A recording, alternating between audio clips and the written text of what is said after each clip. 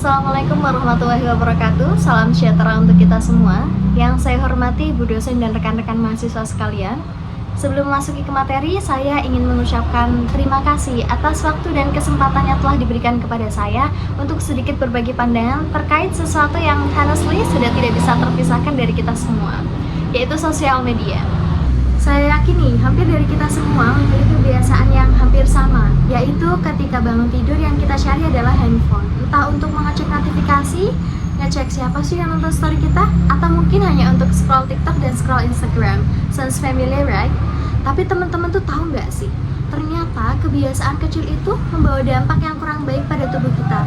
Kita jadi mudah overthinking, kita jadi sulit fokus, dan seringkali kita merasa not enough karena terlalu banyak melihat kehidupan orang lain di sosial media. Karena itu, saya tertarik untuk membahas tentang sosial media detox. Berhenti sebentar yuk, supaya hidup kita lebih seimbang di tengah derasnya dunia digital. Tujuan dari pidato ini yaitu untuk menyadarkan kita terkait pentingnya mengurangi kecenderungan terhadap sosial media demi menjaga kesehatan mental kita, serta menjaga produktivitas kita sebagai mahasiswa.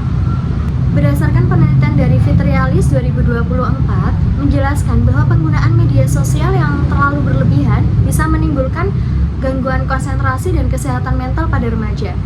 Hal ini sejalan dengan penelitian dari K.A. Perliati, Sriati, dan Hendrawati yang menyebutkan bahwa 48,6% remaja di Indonesia sudah masuk dalam kategori kecanduan tinggi terhadap sosial media.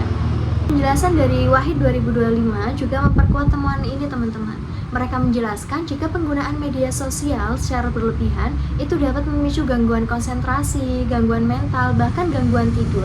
Ketika kontrol diri kita melemah, kita jadi mudah terpapar konten negatif dan seringkali sulit fokus pada kehidupan nyata. Dari ketiga data tersebut bisa kita simpulkan, teman-teman, bahwa sosial media itu seperti a double-edged sword. Satu sisi memberikan manfaat kepada kita, namun sisi lain bisa memberikan bahaya terhadap tubuh kita kalau kita tidak bisa membatasinya. Nah, teman-teman, sosial media detox yang saya maksud dalam pidato ini yaitu bukan semata-mata kita langsung berhenti nih nggak main sosial media, tapi lebih ke taking a break and reconnecting with real life. Nah, berikut akan saya sampaikan terkait hal-hal kecil yang bisa kita lakukan untuk mengurangi kecenderungan kita terhadap sosial media. Yang pertama ada set time limits, yaitu batasan waktu online kita dalam satu hari. Misalnya kita online dalam satu hari itu 1 jam satu hari, 2 jam, atau sesuai kebutuhan teman-teman sekalian. Yang kedua ada go offline intentionally, yaitu ketika kita sedang offline, kita bisa memanfaatkan waktu tersebut untuk melakukan hal-hal yang lebih bermanfaat di real life, seperti membaca buku, upgrade skill, atau mungkin bisa digunakan untuk ngobrol sama orang di sekitar kita. Yang ketiga ada use social media mindfully, artinya kita bisa gunakan sosial media untuk beberapa hal yang lebih bermanfaat, seperti upgrade skill, untuk mencari hal-hal baru, untuk belajar hal-hal baru, atau mungkin untuk sharing hal-hal yang bermanfaat. Yang keempat ada practice gratitude, artinya kita men-stop diri kita untuk membandingkan kehidupan kita dengan orang lain yang kita lihat di dunia maya. You know guys, hidup nyata tuh lebih berwarna loh. You don't have to post everything to prove your best life.